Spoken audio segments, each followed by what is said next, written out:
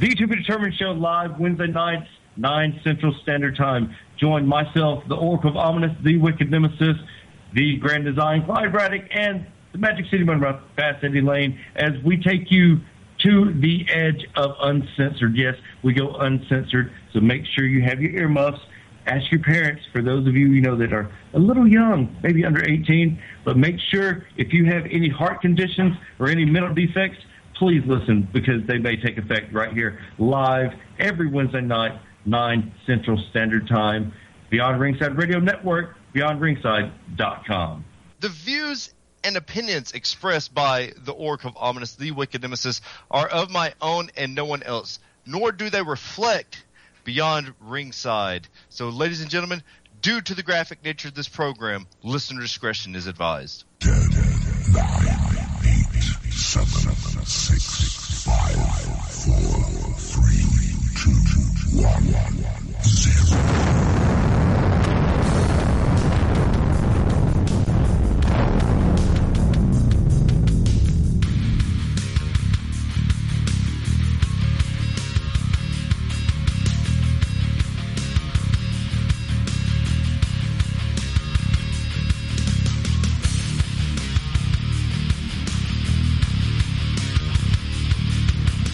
Ladies and gentlemen, it's Wednesday night. That can only mean one thing. It's Wrestling Wednesday. This is the To Be Determined Show. We are live Beyond Ringside Radio Network, beyondringside.com, and ProWrestlingRadio.net, as well as several other outlets to catch the show. Thank you to everyone that has been catching us on YouTube and as well as Podomatic. iTunes, the numbers are blowing up, so thank you all. Apparently we're big in Spain and Australia, and we do appreciate that. I am the Oracle of Ominous, the Architect of Intellect, the Necessary Evil, the Wicked Nemesis, your host on this magical mystery ride, but I am not alone. My co-host and producer extraordinary, you can catch him Sunday nights, Beyond Ringside, 5:30 Central Standard Time, on this very network, the Magic City Motormouth, Fast Eddie Lane. Not only does Charles Anders have a problem cutting the promo, he also doesn't know the difference between an Oscar and a People's Choice Award. Oh, that was amazing, yes. Great fucking Photoshop as well. Thank you. And you hear her giggling off to my right, which is your center. She is my much better half, Angie Nemesis. Angie, how you doing this evening, ma'am? Doing well, thank you. We had two guests tonight. Our first guest, for anybody that was at the Pell City Civic Center, saw this man give blood, sweat, and tears his first match. A man that took an ass whipping.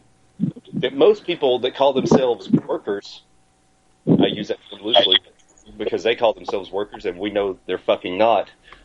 This man took an ass whooping Saturday night from the Heathens, from Joshua Hagan, from Logan Creed, from Brooklyn Creed, and I didn't get my hands on him.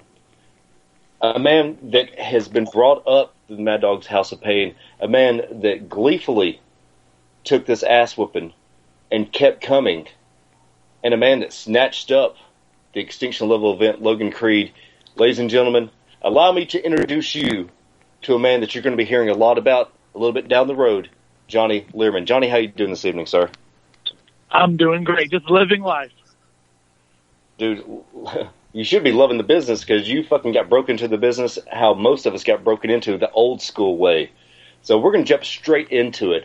How did your love, or where did your love for professional wrestling come into your life? Let's see. One day I was just flipping through the channels and I saw somebody fighting on television, and I said to myself, "Wow, that looks kind of fun." And it so happened to be the Hardy Boys, Jeff Hardy and Matt Hardy, facing off against Bubba Ray Dudley and Devon Dudley. And ever since then, I was like, "Man, this is really cool." They were using weapons and. The way I grew up, people fought all the time. I fought all the time and became a huge fan of the Dudley Boys. Ever since then, I just said, I want to do this one day.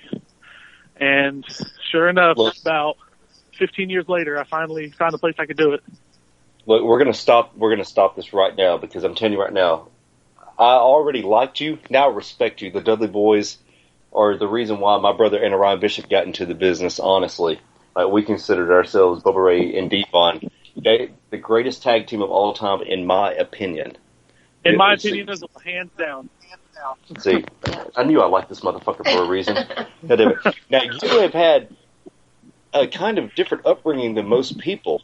Tell everyone about your upbringing and everything that led you to become a professional wrestler, because you have a storied background, a storied life thus far, which is only going to be even more storied in your career. If you would like to expound upon that, please do, sir.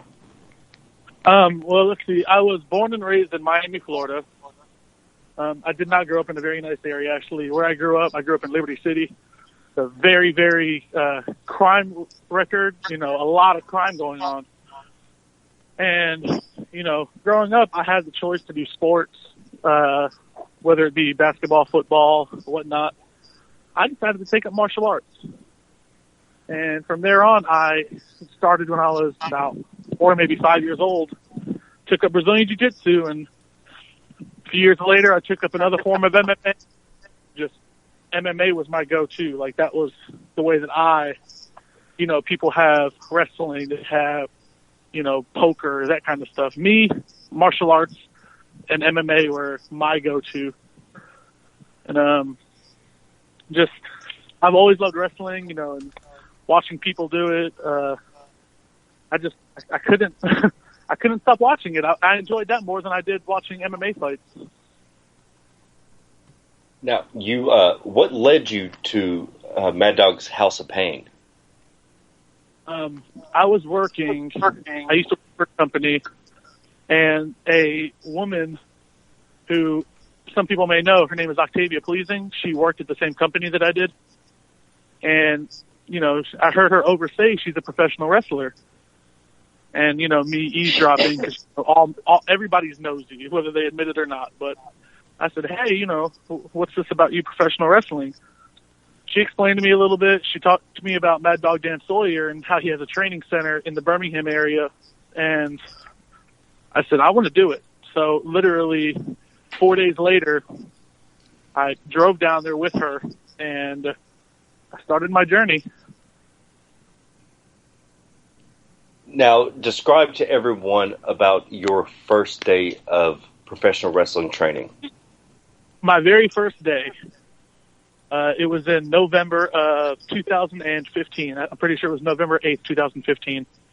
And I stepped into the training center, and it was, that time of the year it was cold, thank God, because during the summer that place gets hot. And Bernie Kowanowitz is actually one of our head trainers. He makes sure everybody's safe. They know what they're doing. Obviously, everybody knows Mad Dog Dan Sawyer. A man by the name of Alonzo is one of the trainers there as well. And they asked me, what kind of background do you have? I said, I have MMA background. And literally, from there on, they made me do literally, whatever they thought that would make me better and stronger as a human being. They said, get out there and do it. And I did. It hurt, but I did it. Now, how much did your how much did your martial arts background help you out in your first day of training and getting ready for professional wrestling? It was actually kind of weird. It actually didn't help me. 'Cause, when you're fighting, everything's so fast paced. You got to think about this. You got to think about that. What's the next move that they could possibly be making? With wrestling, I had to slow it down a little bit because I was only going to injure myself. And there was actually one point where I wanted to just show everybody my speed. I'm 6'6", over 300 pounds. They said, dude, slow down. And 2 weeks later, after my very first day, I ended up rolling my ankle because I wanted to show everybody how fast I can be. And from that day on, I learned you got to slow it down. You got to give everybody something that they want to see. You moving so fast, not everybody's going to see what you're doing and how powerful you can really be. So it actually did not help me. Some of it, yes, did help me, but for the most part, not so much. Now, leading up to your first match, you were very vocal on Facebook about being excited for this match. Tell everyone your thoughts, because we spoke backstage before this match. Tell everyone else your thoughts and what was going through your mind the night of GCW. I think it was February 25th. Yes, February 25th, 2017. I made my wrestling debut. And in the back, you know, for the most part, most of the people in the back know of my MMA background. And they said, dude, you know, you used to fight. Like, why are you so nervous? I said, because I'm actually going out here to prove a point. I want to show everybody that I'm made for this business. And going into a fight, your job is to finish it as quickly as possible or try not to get hurt. Hurt, I mean knocked out, you know, getting submitted.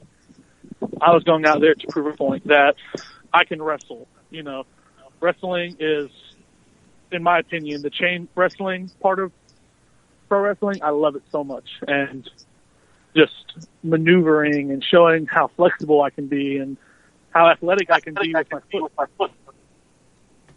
That kind of stuff. You know, I was just going through my.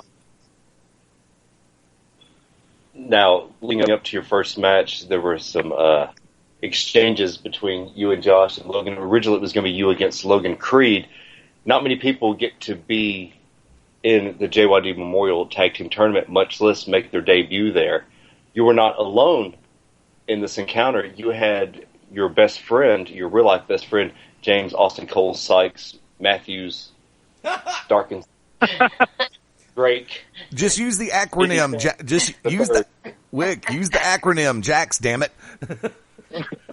I like giving Cole shit. And he can take it. Yeah, of course he can. He's got a great sense of humor.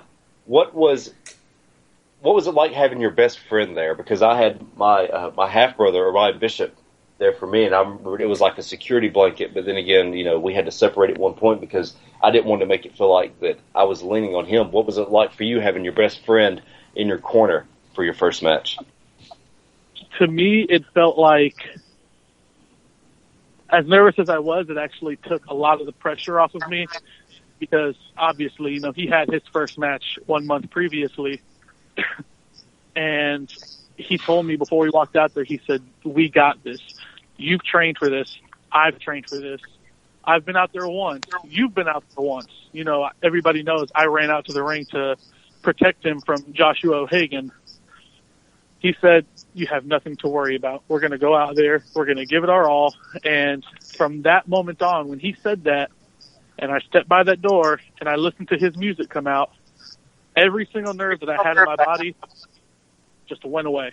It was almost like I never even had them. I walked out there and I vocally made sure everybody knew I was there. I wanted everybody to feel my presence. I felt their presence. And from that point on, all the nerves just literally vanished.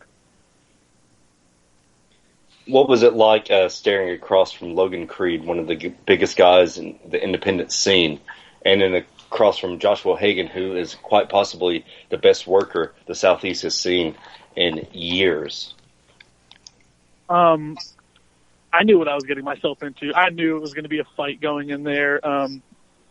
You know, I went in there and interrupted O'Hagan's chance to hurt my friend. You know, he said he was going to hurt him.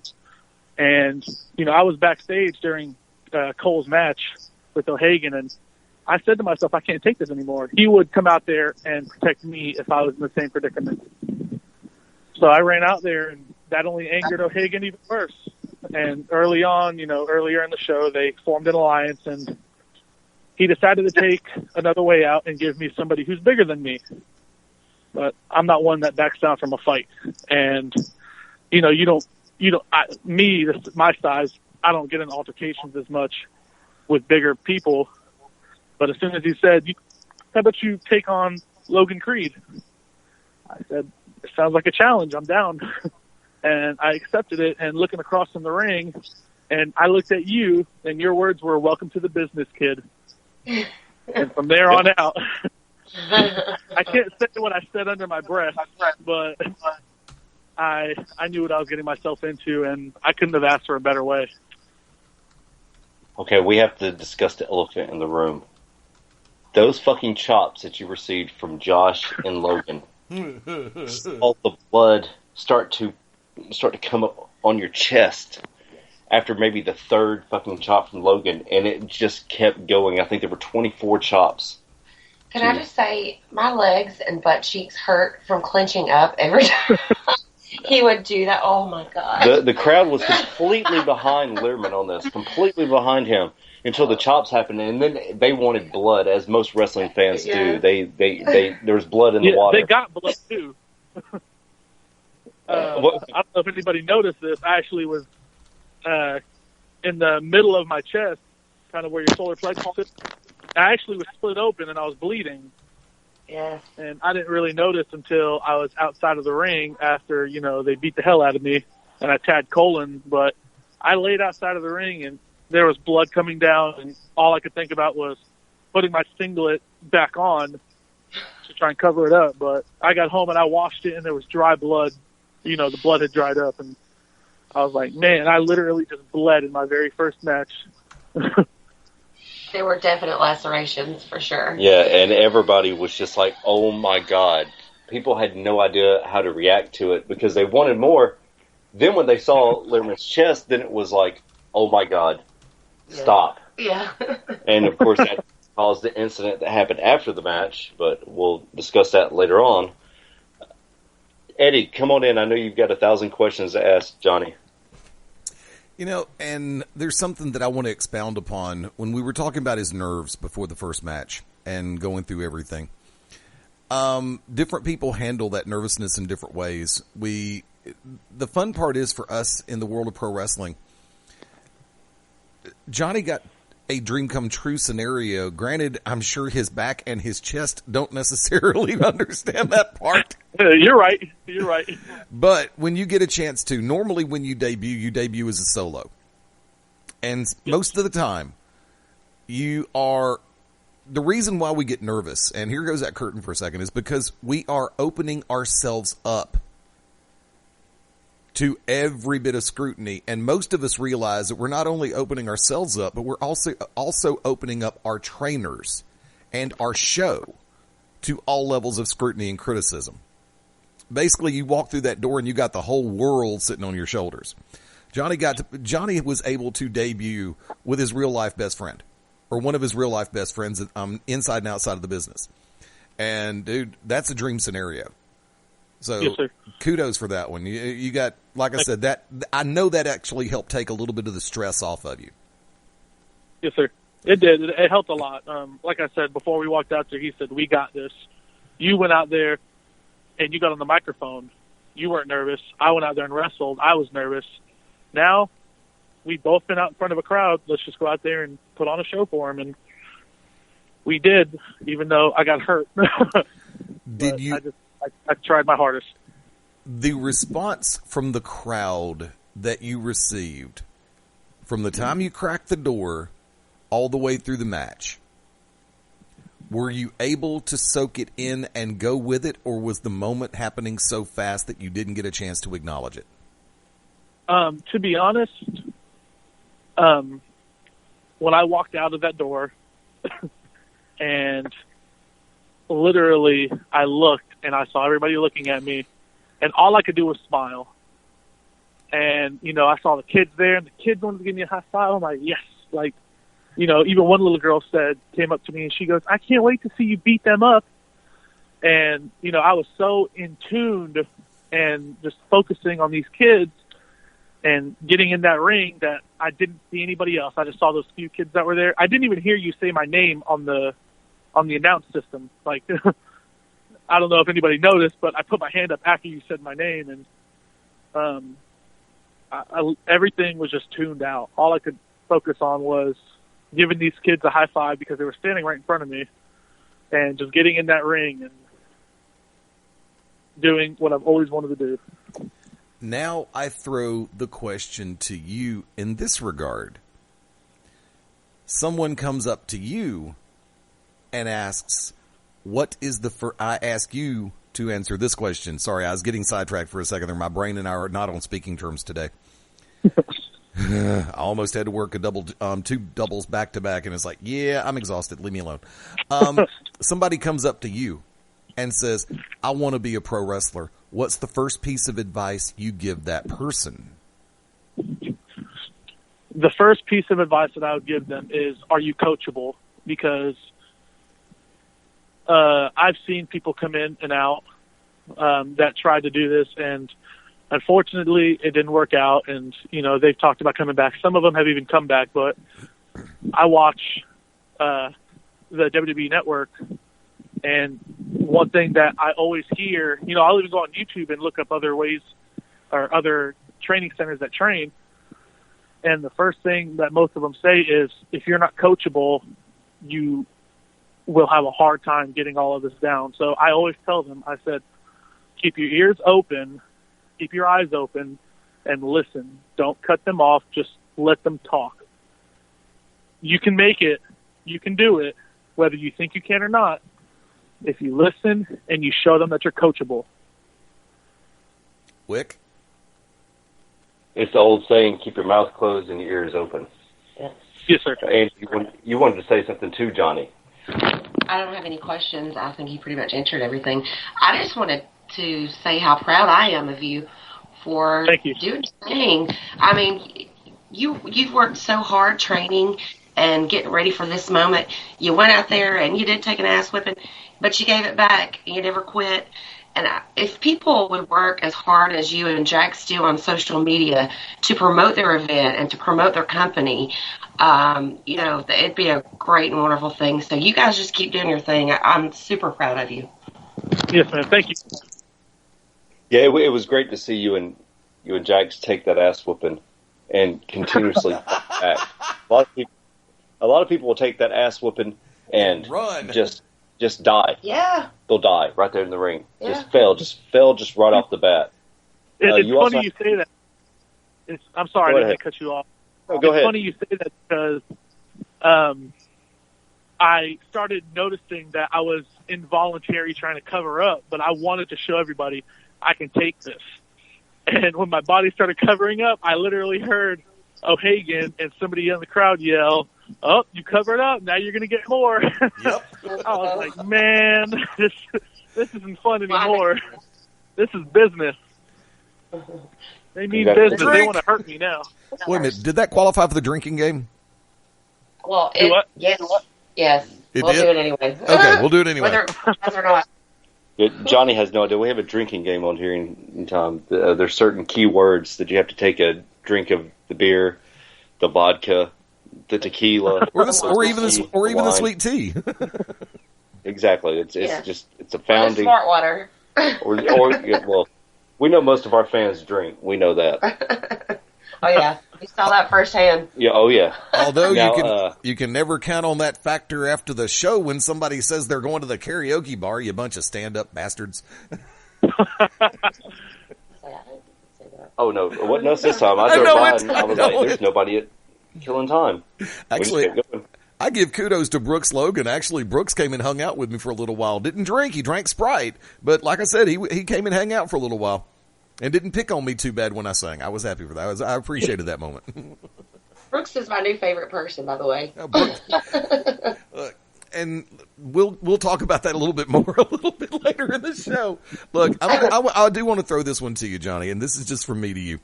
The last time we spoke, when it was coming out of the previous show back in January, I questioned because I didn't quite understand personally where you were going with what you were doing on the microphone. And you told me what you were doing, and I immediately saw it's like, I can see this. This past Saturday night, I had no problem whatsoever understanding exactly the way you were carrying yourself from open to close in that match. You came across, everything you did came across the way it was supposed to. Hats off. Thank you, sir. Now, we have to say this, your entrance music, what are you coming out to and why? Growing up, I was given the nickname OMA, O-M-A. It stands for One Man Army. And when I was playing football and basketball growing up, when I hit middle school and high school, one of the songs that they played was Heart of a Champion by Nelly. And going into I'm going to call it a fight because, it was a fight. But it was also a wrestling match. And going into that match, I said to myself, I'm going to go out there, I'm going to fight, I'm going to go show everybody I belong here, and I have the heart of a champion. So my entrance music when I go into singles will be Heart of a Champion by Nelly. And there you have it. been thinking Elliot's house Xavier Xavier not. If you want to give big shout out to Big K, because Big K also had a really good match. What is the camaraderie between yourself, Jax, and Big K? Is it just through training, or is it something else? I actually didn't meet Kay until I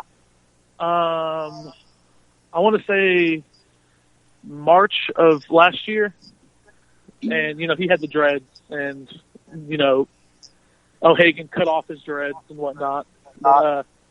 He would come to the training center, and he always told me, whether you win or lose, you always give it your all. You show those people you want to be in that ring.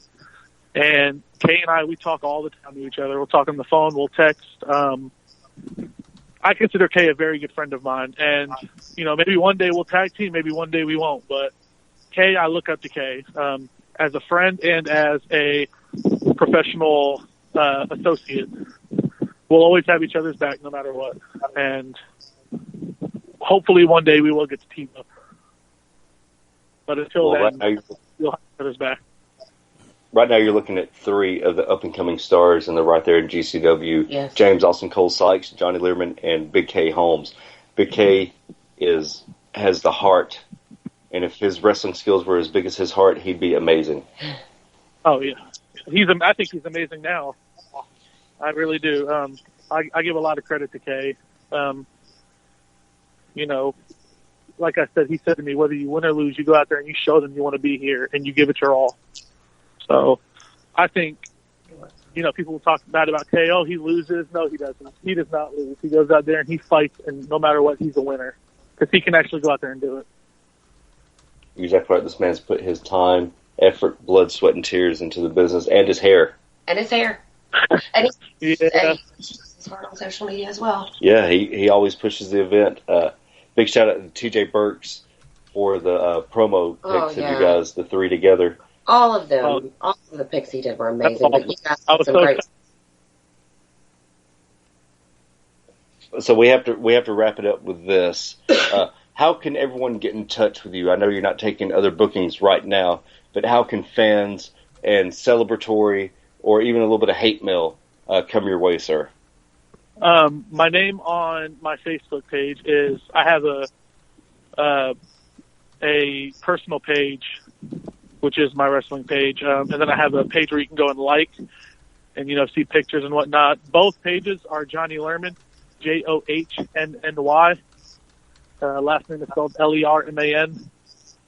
But, they're more than welcome to send me a friend request, like my page, comment on my pictures, send me messages, and they can reach me at that. Right now, I'm, setting up an email. It's a little harder than, got all my personal stuff. But right now, those are the ways that you can reach me. Well, Johnny, we appreciate you coming on and sharing the knowledge that you have learned thus far. And we look forward to having you on again. And we look forward to seeing you March 25th, Pell City Civic Center. Johnny Lerman is back. Thank you, Johnny, for coming on this evening, sir. Thank you so much, guys, for having me. I really appreciate it. It's a blessing and both an honor. I really do appreciate it. Dude, we appreciate you coming on. And I hit him up as soon as we were backstage. I was like, are you free Wednesday? He's like, I don't know. I said, you got to come on the radio show and talk about your first match. Yeah. It's very rare that you get to speak to someone after their first match. And you and Cole Sykes, we have got to speak both to after their first matches. So we do appreciate it. Ladies and gentlemen, that was Johnny Lerman.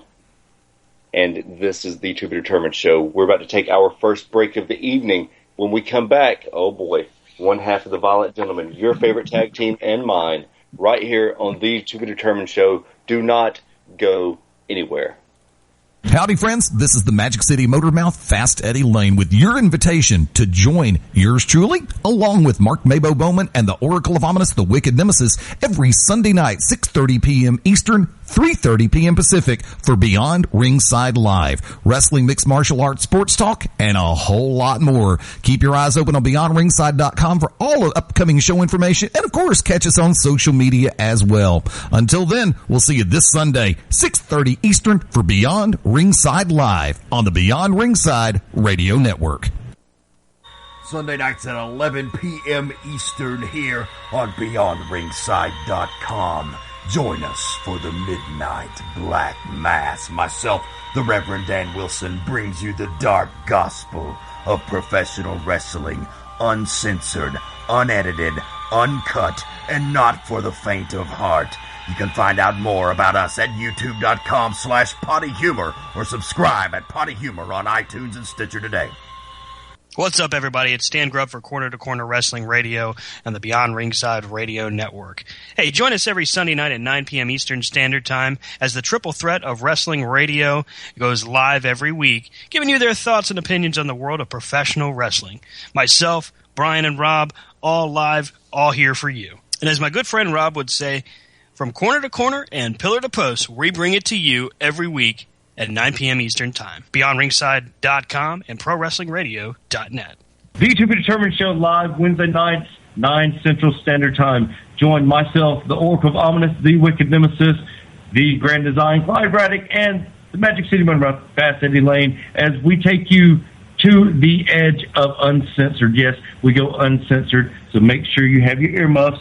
Ask your parents, for those of you that are a little young, maybe under 18, but make sure if you have any heart conditions or any mental defects, please listen, because they may take effect right here live every Wednesday night, 9 Central Standard Time. Beyond Ringside Radio Network, BeyondRingside.com.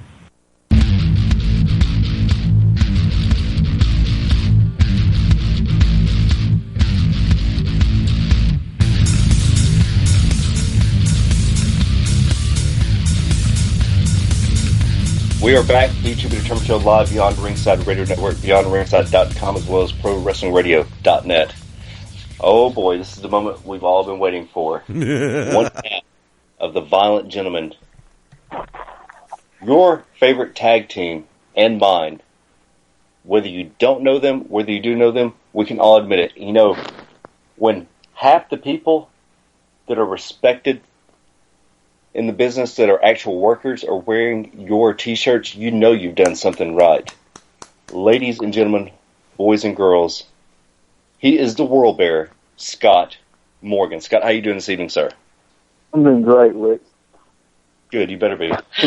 Now, you have a big event coming up this Saturday, Rocket City Championship Wrestling in blah, blah, blah, Alabama. Where is it? Hazel Green. Hazel Green. Hazel Green. Hazel Green, yeah. Well, tell everyone who your opponents are this Saturday. Okay. Well, we are taking on a tag team known as the Knee Up Boys. I believe their names are Callan Robinson, and the other guy's name is Rudy. I do not happen to have his last name. But these are two new guys.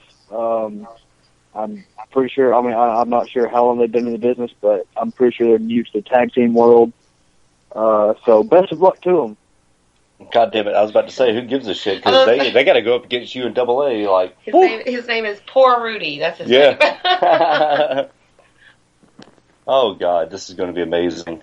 You've been doing stuff, of course, at Peach State, at GCW. You, of course, have been doing things. Rocket City is new. You guys have already been there once before. What is it like returning now, being one of their top tag teams? Oh man, it's it's always a humbling experience just to be able for someone to reach out and want you to come and help benefit their show. This is a pretty new show to the area. They've been running just a couple of months, but this guy who is over the show is pouring some money into this thing, hoping and praying that it gets off the ground. He wants to make something of it, and I'm hoping to help him do that. Violent Gentlemen are always ready to extend a hand to those who are willing to respect the business and help it grow. You definitely respect the business, as anyone that has seen you and Double A, Aiden Andrews, work. This past Saturday, not a great outing, my fault on that, but you have several things that are in the mix. You guys are actually going to While We Wrestle coming up on March 11th, or is it March 12th? 11th. March 11th. 11th, yes. What is that? What do you expect out of that experience? Because you guys are now going to West Georgia. Or East Georgia. Yeah. Far East Georgia. Sorry. Yeah. So that's a blessing. Wally Wrestle contacted us and said they wanted us on the show, and just knowing what little bit about the show that I do, tag teams over there such as Kevin Blue and Chris Spectra, Odison and Jeremiah were over there. So, I mean, the tag team over there is got some really good depth to it, and a lot of tag teams that we haven't had the opportunity to face yet. So, just getting the opportunity to go over there, prove ourselves, and just to learn and to grow is really humbling, and really looking forward to it. Do me a favor. Let me jump in for a second because, Scott, how much do you know about the building you're going into, 4236 Level Grove Road? This is the Landmark Arena, if I'm not mistaken, correct? Yes, it is it is now known as the Landmark Arena. But for longtime fans of pro wrestling and a lot of people in the industry, in the business drink, and the sport of pro wrestling in Georgia, southeastern U.S., that building has been called the Church of Southern Wrestling for a number of years. It's got a long history to it. Wick, you can attest to that. Amen. That's hallowed ground out there. Now, if I'm not mistaken, is this not also kind of the area where Wildside / Anarchy was ran for a while? Bingo. Exact same building. Yeah, sir. Looking forward to that. Dude, you were walking into Sanctuary out in Cornelia. I'm telling you right now, so many people have made names for themselves. So many people have made the business better, and that business out that is done in Cornelia, the church has made people's careers. How do you feel about that going into the hallowed ground? Or hallowed? Hallowed. Hallowed. Man, it's you putting it that way, it almost sends the nerves down me. But I've been around some of the people that have made themselves known through that area. People such as AJ Styles, who I've shared a locker room with, a guy who I personally feel like mentored me for a while was Jimmy Rave. Just these guys that went on and made something of themselves. I just I look at the opportunity as massive. I'm going to go there. I'm going to give it everything I do, everything I have, just like I always do. And I'm just going to hope for the best and keep going forward. Forever forward. Not only are you doing that, you're in Rocket City this Saturday. You're at While We Wrestle the next Saturday, and then you're immediately back at Peach State. Thank fucking God, it's about goddamn motherfucking time. You and Double A are back, and then you're back at GCW. What is it like to finally have your plate full? Man, it's a rough. It's a a lot of people talk about the grind, and I don't know if necessarily this is the grind. I enjoy being on the road every Saturday. Of course, there's negative things to it, being away from family and stuff like that. But I just enjoy wrestling so much that I don't really think about it until later on. Not only to add to all the Saturday shows we have booked, Double A himself is doing some bookings on Fridays right now, and I have a booking that I'll be taking solo on March 17th at AWN, and taking on new challenges separately. As me and Double A have discussed, sometimes the wrestling world's just so big that we have to divide to conquer it. Now let's pull back the curtain quite a bit. This is the To Be Determined show. Let's talk about Saturday night. Saturday night, we had a disagreement. I put the chair in the ring. You guys refused to use it to get as what we call a cheap win. How does it feel to have the fans give you a standing ovation after all of that, because the GCW fans has been like a slow burn. They want to cheer you, they want to buy the T-shirts, but you guys have been quote unquote heels when really we were working tweener. How does that feel? It's always nice for the fans to recognize hard work and determination. Sometimes I'm not always happy about the ways that we have to get to certain situations. But at the same time, I mean, if there's no fans, then we're not putting on a show. If there's no one in the audience to cheer or to boo, then we're basically just, a bunch of guys wrestling around with each other. So it's always for the fans, and I appreciate when we can put something on that the fans can enjoy, and if they enjoy so much they give us a standing ovation. That's awesome. I'm just looking forward to where we can go from here, where we can build on and make not only GCW better, but wrestling better in general. Well, that's kind of the point to why everything happened between the Violent Gentleman and myself at GCW. You guys are right there at the precipice of being one of the best fucking tag teams in the Southeast, period, bar none. Book them while you can. And well, they are. Well, yeah, there you go. As evidence behind their bookings. And I feel that myself against you guys will push you guys to be the very best. And after the Heathens win the JYD Memorial Tag Team Tournament and become GCW Tag Team Champions, I will push for everything for you guys to be number one contenders. I promise you that, because you guys are well deserved. And let's be honest, Logan Creed, Joshua Hagan, the Heathens against AA, Aiden Andrews, or the irredeemable Aiden Andrews. I call him AA because I fucking can. And the World Bearer, Scott Morgan. That's money. That is money. Like, we might as well go ahead and start printing money with the Violent Gentleman's faces on it. Yeah, I agree. Good gimmick. Now, Eddie, I know you're chomping at the bit. I can hear you over there typing. Eddie's putting up slideshows for the YouTube page. Yeah, I'm actually doing updates for I'm doing updates for all the TBD front stuff right now. Somebody, wizard, ladies and gentlemen. The Grand Wizard. The Grand Wizard, not the bad one though. Not the bad kind. I could never wear those sunglasses that he wore back in the 80s. I'm sorry, and that turban just killed me. I gave up wearing hats. A couple of questions right off the top. Number one, I know it's really a precarious circumstance when situations break down the way that they did this past Saturday night in Pell City, because when you have what is collectively figured to be a unit between the Violent Gentleman and the Wicked Nemesis, and then all of a sudden things go in 90 different directions at one time, what's the first thing that goes through your mind when reality sinks in? Well,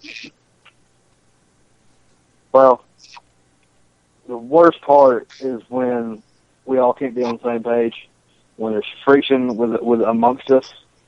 No doubt, myself and Andrew believe that Wicked Nemesis has always had our, get us trying to get us at our best. But at the same time, there's things that we will put on hold in order not to do certain things. We honestly went into this tournament thinking that there was no need for all the shenanigans. There was no need for cheap ways out. We honestly thought we could win this hands down with no problems. I put on Facebook a post about how I felt like we were the only established tag team in the entire thing. No disrespect to Mudbone and Not Prowler or whoever I might be overlooking, but no one inside that tournament travels and lives and breathes together the way me and Andrew do. And for it all to come crashing down within itself was the hard part to sink our teeth into. That no one inside the tournament could tear us apart. That we tore each other apart. Much has been made about heel-face tweener. And there are people who at first don't know how to take the representation of the violent gentleman. And then lo and behold, this is something that I brought up a couple of months back. Regardless of the overall circumstance, the crowd does not really collectively want to boo you regardless. How does that sink through the skull? Oh, man. First thought off the top of my head is that dang Aiden Andrews is just too dang pretty to boo, I guess. There you go.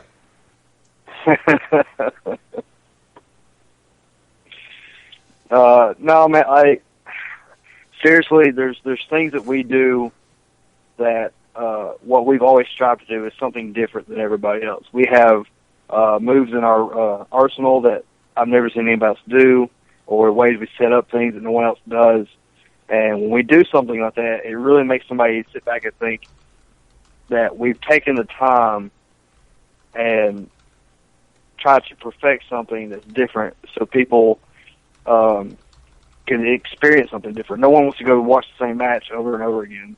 Can you tell you how many times I've watched a match where it started with the same wrestling, the same chain holds and all that, and it gets boring after a while. So whenever we can make something different, that's our entire goal. Wick? Well, very soon someone's going to bite the bullet, I promise you that. You haven't seen anything. These motherfuckers have two moves. I call them foregone conclusion. Scott come up with bite the bullet. And I'm telling you right now, once they hit that on anybody, game over, throw it back, I'll holla. That's how it is. Like, you have not even seen the best of the Violent Gentleman yet. I promise you that. And Josh and Logan and I spoke about this. We're like, yep, we just pissed those guys off. And let me tell you something. They know what they're getting themselves into. That's two vets against two guys that are fresh in the business. And I'm telling you, you want to watch great tag team wrestling, check out what the Violent Gentlemen are doing. They are refreshingly violent. That is a way of life with those guys. I just feel that after Dan put his hands on me and almost lost my middle finger on his beard. He almost lost his beard, so. I tried. He lost some of it. That big-ass beard he's got. I ripped some of it out. But that happened. To a lot of tag teams, the limit's the sky. With the Violent Gentlemen, the sky's the limit. We all know that. Yep. Well, tag team in itself, it's such an art form. Yes. You have to be on the same page, and you have to train to do exactly what you guys are doing. And, I mean, it's an art form, and they're painting it beautifully. They're like Rembrandt. They are. I'm like Van Gogh cut my ear off. What does professional wrestling have to look forward to when it comes to the Violent Gentlemen? Well, I sat here thinking about the match from this past Saturday and how we are, as a unit and individually, trying to evolve to make ourselves better. No one would have thought, but I had AJ Steele up on my shoulders. We had AJ Steele on his back for the most part of that match. No one would have ever thought that, looking at AJ Steele and looking at us. We are constantly learning how to manipulate our opponent to our benefit. And that's just the in-ring stuff. Outside the ring, of course, right now, Double A's at the gym. I'm at home on this radio show with my family. But you said something at the beginning of this match, or at the beginning of this show, that the workers have been wearing our shirts nonstop. I feel bad for the fans because I'm getting bought out most of my inventory by the workers in the back before I ever get a chance to sell them to the fans. Well, I ain't seen one of those shirts come over my way. I have money ready to go. No, y'all never say, hey, Eddie, what size do y'all wear? You wear, what do you wear, 84 extra circus tent? Sure, I got one. No, I never hear all that. Yeah, y'all can all just bite me. I give everybody better than WWE introductions. No, nobody ever thinks about me on that show. No. Don't even try to make up for it now. I see how it is. Okay. Did I sound the least bit convincing on that shit? Not really. Well, no. I have asked this Okay. to everybody because I was asked repeatedly about this. Everybody's wanting the black and white gentleman shirts. Yeah. When are those coming? I'm looking in the next couple of months of having the black and white for sale. Probably looking about April or May for sure. The Violent Gentlemen are looking at redesigning completely gear, shirts, body. I mean, whatever it takes. We enjoy coming up with new things. We get tired of looking old, like the old us, so we're always trying, like I said, to evolve to something else. When people deny evolution. Jesus Christ, look at the Violent Gentleman. Yeah. Anything you'd like to say to the Knee Up Boys that you have this Saturday at Rocket City Championship Wrestling? Okay.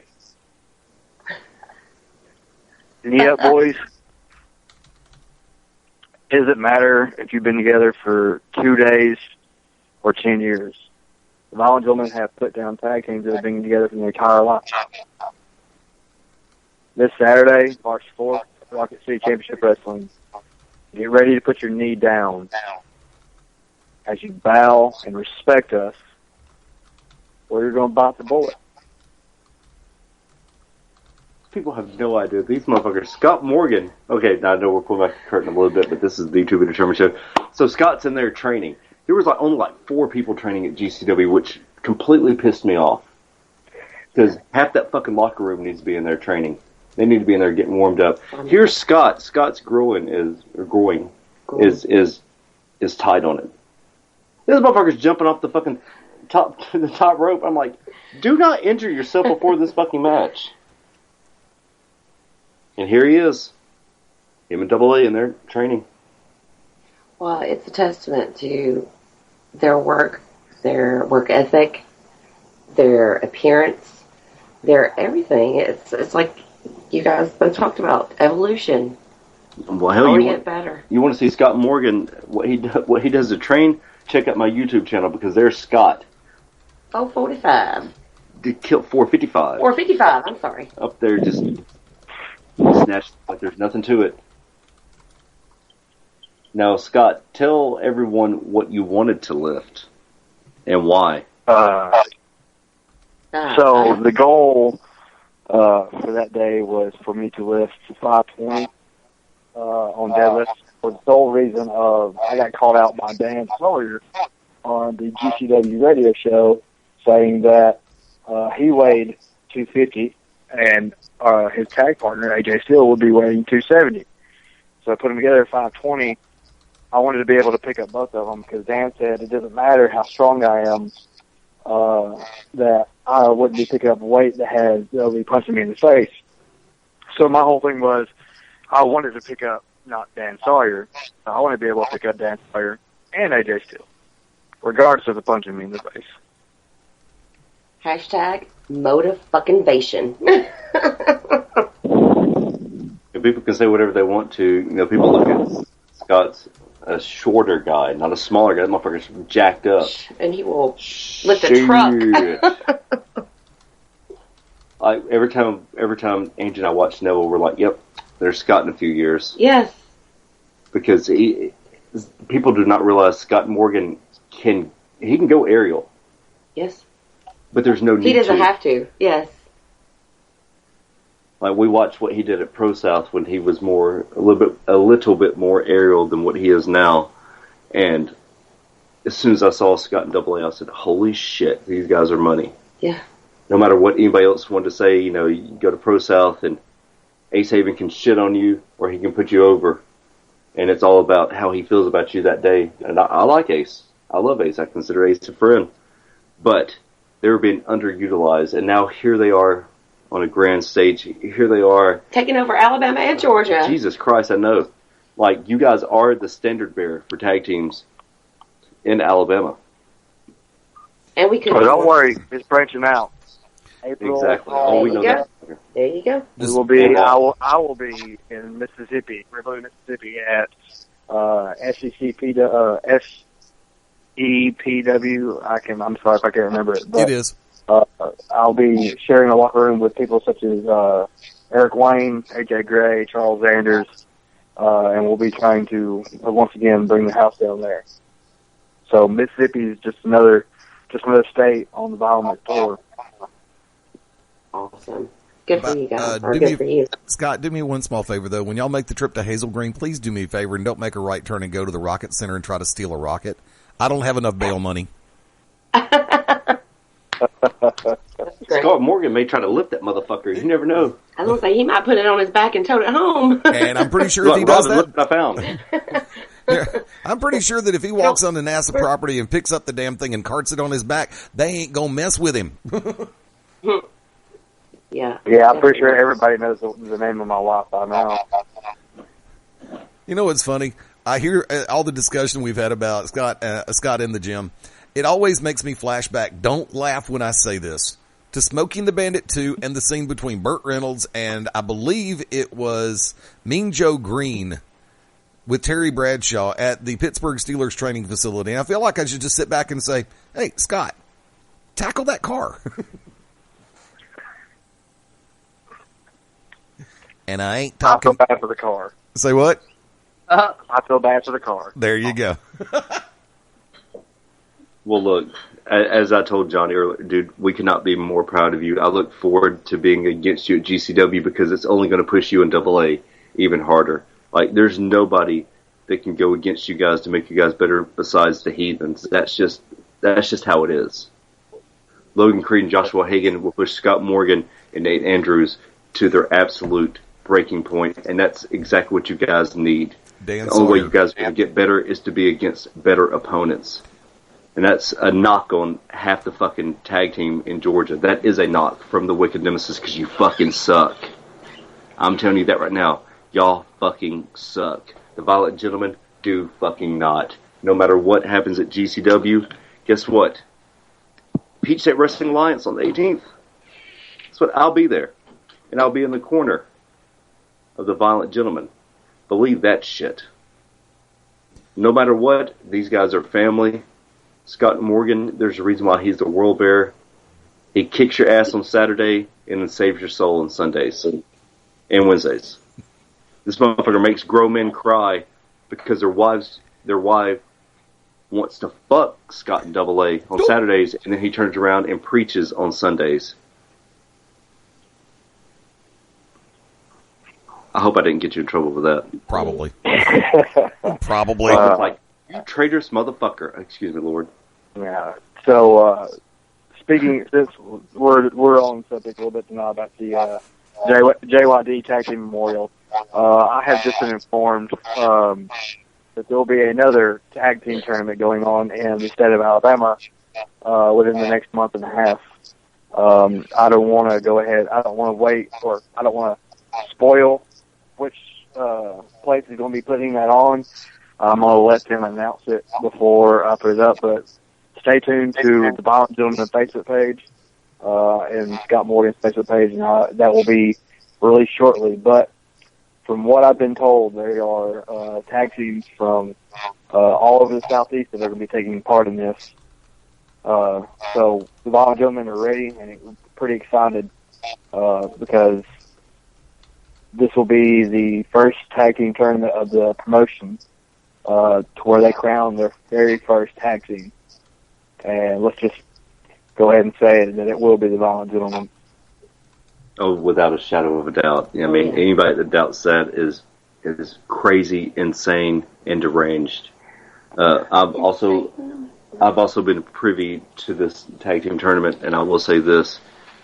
There will be Japanese tag teams. There will be tag teams from North Carolina, from Georgia, from Tennessee, from Mississippi, from Alabama. And I think there's one from Florida. So that should tell you. At Men of Violence on Twitter, follow them, because I'm telling you, their plate is about to be overrun. like a cup. Nice try. Scott, how can everyone get in touch with you, and how can everyone book you? Because that's what this is all about. On Facebook, you can look me up under Scott Morgan, or the fan page for The Violent Gentlemen. Also, you can hit up my tag team partner, Aiden Andrews, also Andrew Smith, all on Facebook, on Twitter. We have a Violent Gentleman Man of Violence. Also, working on getting a personal page for Twitter, so stay tuned for that. And on Instagram, The World Bearer. And when he means the World Bearer, he means the World Bearer. I promise you right now, one of the strongest guys. I talked to Bishop today, and I told him, dude, I thought you were strong. No. I've never seen a tag team as strong that is natural. We're not talking about like these motherfuckers that are juiced up like Hercules Hernandez and whatever tag team partner he had where they were juiced up on steroids, allegedly. These guys are fucking juiced by the grace of God. So thank you, Scott, for coming on. You know the door is always open. You can catch these guys at Rocket City Championship Wrestling this Saturday. The Knee Up Boys may not have any kneecaps after this. Just ask AJ Styles. Poor Talon, poor Ruby. They are in so much fucking trouble. These kids have no idea. They're coming in here like, yeah, we're going to... And then they see Scott and they're like, oh shit. And they look at Double A and they're like... Yeah, we're going to go ahead and call Neasy. Oh, Lord. I'm telling you right now. Like, and Scott Morgan is one of the strongest guys you ever meet. Right behind him is Double A. So, thank you, Scott, for coming on this evening, sir. Thank you, sir. We're about to take our second break of the evening. When we come back, we're going to talk about the incident. We're just going to go ahead and get it out of the fucking way. What happened at GCW, we're going to talk about it. We're going to beat it into the dirt to where we don't have to fucking speak about it any motherfucking more. I hope so, God. Jesus fucking Christ. Sorry, Scott. Right here on the To Be Determined Show, live Beyond Ringside Radio Network, beyondringside.com, as well as ProWrestlingRadio.net.